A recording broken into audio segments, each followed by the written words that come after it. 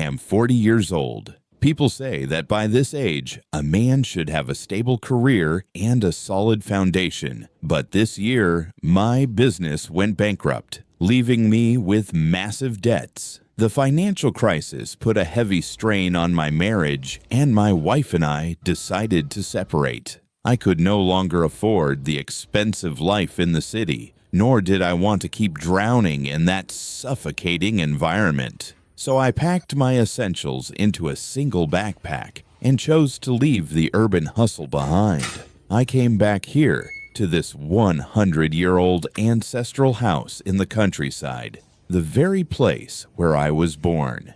Standing before this rusty gate, I realized that taking a step back to my roots is the only way for me to find a quiet space to face the truth and heal. My heart aches when I realize it has been so long since I last offered a stick of incense to my ancestors. But today, I am finally home.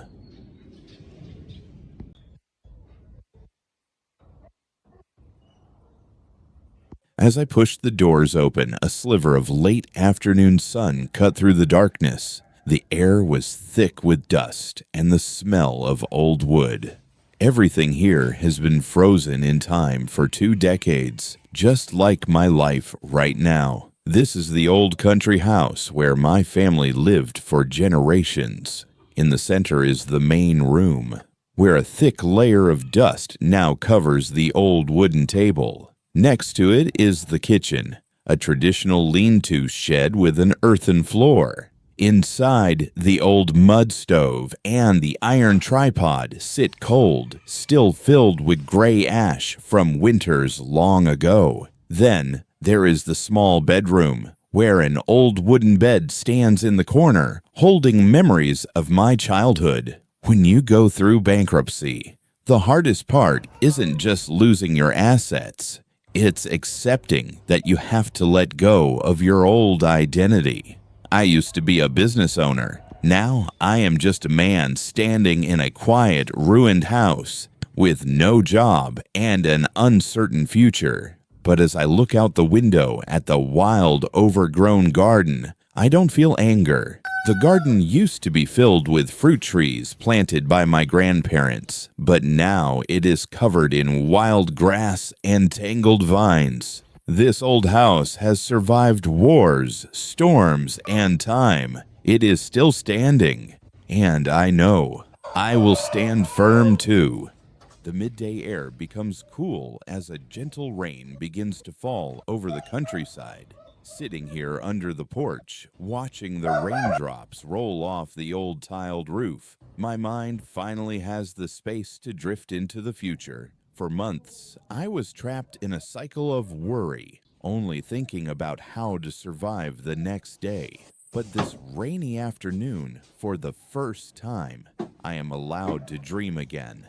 I look at this old house and envision what it will look like when the roof is repaired and the walls are clean. I look at the overgrown garden, now washed fresh by the rain, and imagine rows of green vegetables, blooming flowers, and fruit trees heavy with life. It will take time, months or maybe years, to clear the financial burdens and heal my spirit. But standing at the very bottom, the only way left to go is up. I am no longer afraid of the long road ahead. Right here, in the birthplace of my ancestors, I will patiently cultivate a new, peaceful chapter of my life. The rain will eventually stop, and a brighter day will come. Placed my backpack onto an old wooden bed. The sound was heavy, but my heart suddenly felt lighter. The noise of the city is gone. There are no more pretenses, no more keeping up appearances. At 40, I am not just starting from zero. I am starting from a negative balance. The debt is still there, but so is my determination. It's a massive challenge, but it's also a unique opportunity to rebuild a real life from the very bottom. Instead of waiting, I decided to take action right away.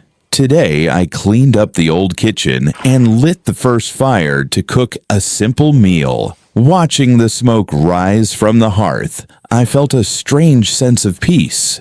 The warmth of the fire is slowly bringing this house back to life. I sat down on the brick steps of the porch. The evening wind from the rice fields was cool and clean. For the first time in months, I could breathe deeply without any weight on my chest. Tomorrow, I will continue by clearing the wild garden.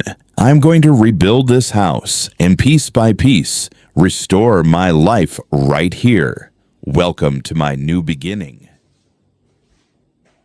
The midday air suddenly becomes cool and fresh as a gentle, quiet rain begins to fall over the countryside. Sitting here under the old brick porch, watching the small raindrops roll off the weathered tiled roof, my tired mind finally has the space to drift into the future. For months, I was trapped in a painful cycle of constant worry, only thinking about how to survive the next day, how to handle the pressure. But this rainy afternoon, for the very first time, I am allowed to dream again. I look at this old house and envision what it will look like when the leaking roof is fully repaired and the dirty walls are clean.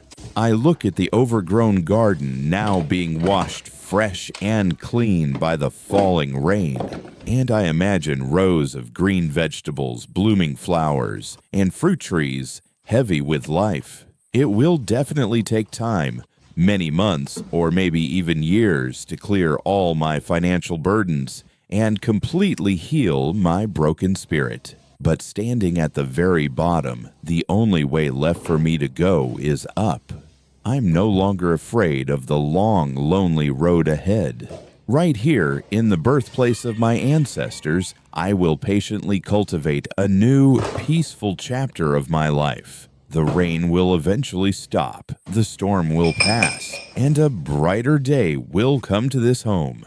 I sat on a small wooden stool in the newly cleaned kitchen, eating my very first meal in this house. It was just a bowl of plain rice, a few simple vegetables, and basic food. But it tasted better than any expensive dinner I ever had in the city. In the past, when I was running my business, I used to eat luxury meals while my mind was burning with stress, calculating debts and profits. I never truly tasted the food. But today, eating in this quiet kitchen with the smell of wood and fire, I can taste every single grain of rice. I realize that happiness doesn't demand luxury. It only demands a calm mind. This simple meal is fuel, not just for my body, but for my spirit.